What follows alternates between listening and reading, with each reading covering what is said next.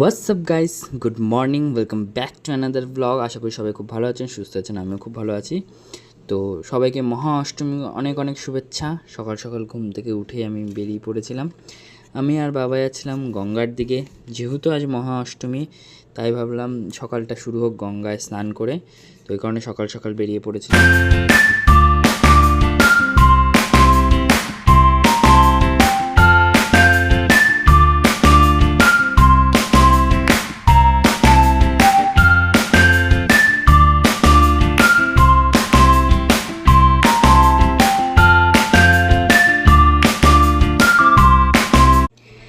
তারপর গঙ্গার থেকে এসে রেডি হয়ে গেছিলাম নতুন জামা গেঞ্জি পরে, যেহেতু অষ্টমী অঞ্জলি দিতে যাবো বলে।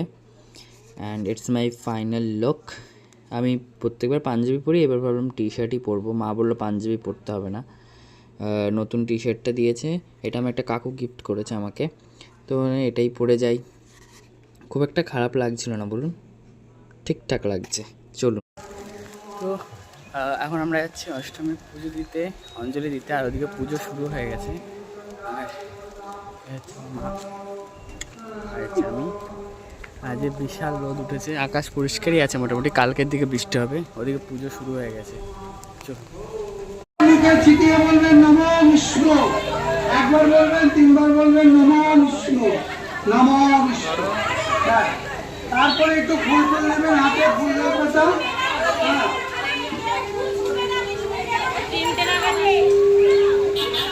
ফুলবেল পাতা নিয়ে নেন, হাতে জল নিলে পরে ফুলবেল পাতা নিয়ে নিন।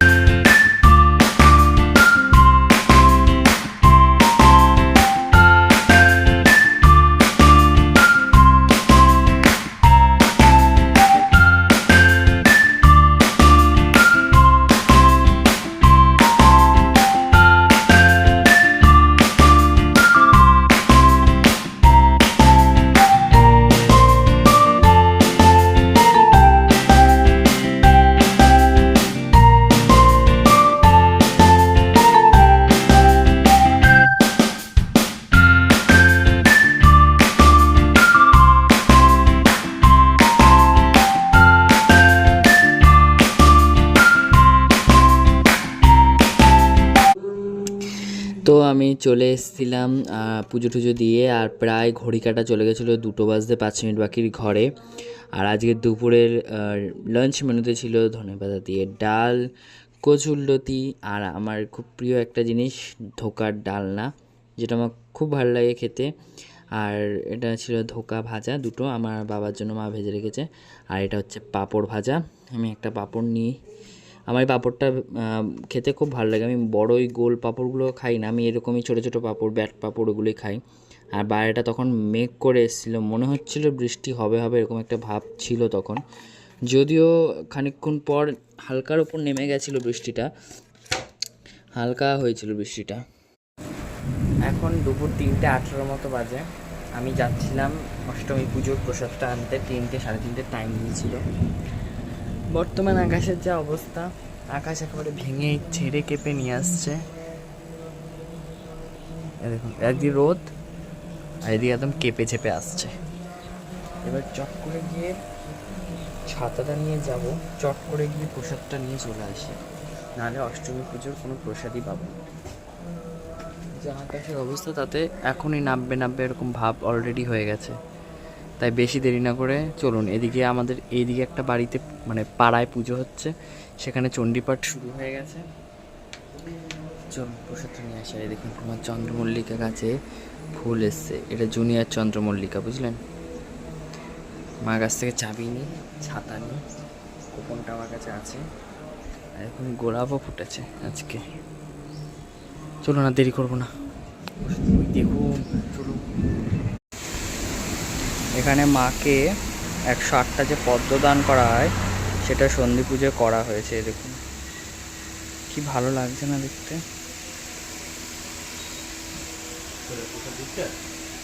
এখান থেকে কোপন দেখে নিয়ে নাও। আমি তো কাউকে, ভেতরের দিকে আছে মনে হয় কেউ, আমি তো এখান থেকে কোপন দেখে নিয়ে নিলাম। চলুন, আমার প্রসাদ নেওয়া হয়ে গেছে। চলুন যাচ্ছি, বৃষ্টি আসছে।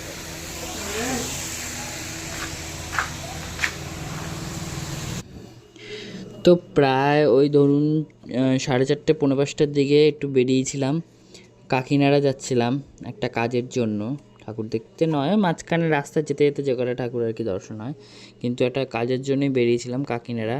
আর তখন খুব মেঘ করেছিল আকাশটা, প্রায় মানে বেশি আকাশ ভেঙে নিয়ে আসছিল। আর এ দেখুন, এটা হচ্ছে কাকিনাড়ার থেকে কাজ মিটিয়ে ফেরার পথে। এত লাইটিং, এত মানে দেখে এত ভালো লাগছিল।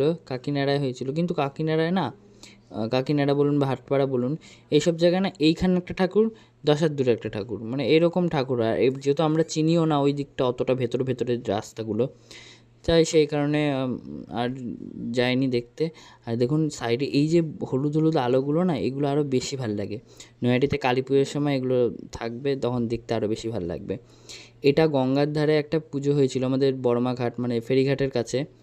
ঠাকুরটা দেখুন, জাস্ট অসাধারণ, এত ভালো লাগছিলো ঠাকুরটা দেখতে।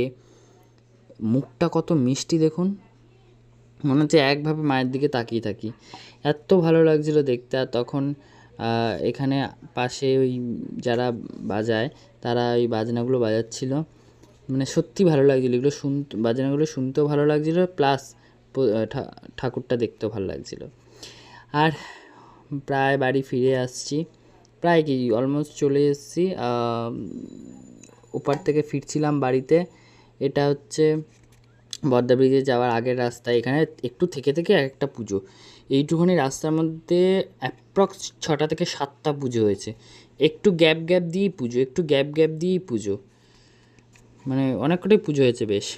চলুন এবার দেখতে দেখতে 9টার কাছাকাছি বেজে গেছে। আর আজকের ডিনারে ছিল গরম গরম ফুলকো ফুলকো লুচি আর আলু পনিরের তরকারি। আজকে যেহেতু আমাদের ভেজ, আমাদের আজকে নিরামিষ, সেই কারণে আজকে আমাদের লুচি আর আলু পনিরের তরকারি। দুপুরে দেখলেন আমরা ভেজই খেলাম, আর মানে অনেকেই অষ্টমীর দিন ভেজ খায়, তো ওই কারণে ভেজ খেলাম। আর আমি যেহেতু ওই যে গরবা ঘট, মানে যেটা মাতাজির ঘট যে স্থাপন, সেটা যেহেতু স্থাপন করেছি, ওই কারণেও আজকে আমি নিরামিষ খেলাম অষ্টমীর দিন। আর বাইরে না তখন মেঘ করেছিল, আমি তাই দেখছিলাম যে বৃষ্টি হবে কি হবে না, আসবে কি আসবে না, না হলেই ভালো। ভালোই মেঘটা করেছিল, দেখে বোঝা যাচ্ছিল না, ক্যামেরা কতটা ধরা পড়েছিল জানি না, তবে হালকা হালকা মেঘ করেছিল এবং সাইডে সাইডে হালকা হালকা বিদ্যুৎ চমকাচ্ছিল। তাই আমি ভাবছিলাম যে যেন বৃষ্টি না হয়। চলুন খেয়ে ঠেয়ে নিই, পেটে ছুঁচো ডন মারছে, কারণ সেই 4:30-5টার সময় খেয়ে গেছি তো, তাই চলুন। আর খাওয়া দাওয়া শেষে এখানে বসে আছি বিছানা করব বলে। আর আমার হাতে মানে আংটিতে না একটুখানি ডিস্টার্ব হচ্ছিলো বলে আংটিটা ঠিক করছিলাম।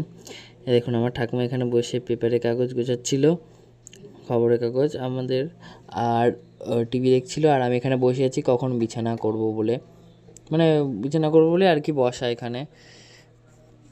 চলুন হ্যাঁ, বিছানা টিছানা করে নিয়ে তারপর আপনাদের সাথে কথা বলছি, ঠিক আছে? Let's go. আমার মা ওখানে লুচি ভাজছে, মানে মার খাবারের লুচিটা ভাজছে। চলুন, আমাদের খাওয়া দাওয়া কমপ্লিট, এবার শুধু বিছানাটা করব, বিছানাটা করে শুয়ে পড়ব। চলুন। আর তারপর পরই মা মিষ্টি দিয়ে গেছিলো, যেটা আমরা সকালবেলা নিয়ে এসেছিলাম পুজো দেওয়ার জন্য। তো সন্দেশটা খেয়ে ঠেয়ে নিয়ে তারপরে বিছানা করবো। মা বললো আগে খেয়ে নে, তারপরে বিছানার মশারি টাঙাস। ঠিক আছে, তাহলে দিয়ে দাও আগে, দিয়ে তারপরে মশারিটা টাঙাচ্ছি। ঠিক আছে চলুন। আর মনে হচ্ছিলো কি বিদ্যুৎ চমকাচ্ছিল। তো চলুন, দেখতে দেখতে ঘড়ির কাঁটা প্রায় 10টা ঘরে চলে গেছিলো, 10টা 10-15 বাজে। আর আকাশে পুরো মেঘ করে এসেছিলো, বিদ্যুৎও চমকাচ্ছিল। যখন আমি ক্যামেরা করছিলাম ভিডিও, তখন দেখলাম কোনো বিদ্যুৎ চমকাচ্ছিল না, কিন্তু তার আগে বিদ্যুৎ চমকাচ্ছিল। জানি না কতটা ক্যামেরা ধরা পড়ছে। ওই দেখুন ওখানে লাইট, ওই রাস্তাটা পুরো টানা লাইট দিয়েছে। আমাদের ওইদিকে একটা পাড়ায় পুজো হয়, ওখান থেকে টানা লাইট দেওয়া।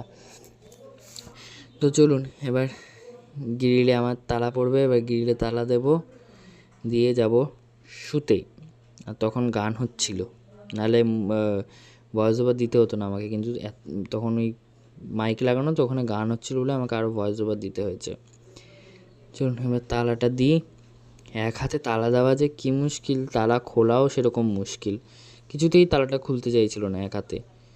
মানে এদিকে ঘোরাচ্ছি, তালা সমেত ঘুরে যাচ্ছে, লক আর কিছুতে খোলে না। যাই হোক, তারপরে খুললো, তালা ঠালা দিইনি।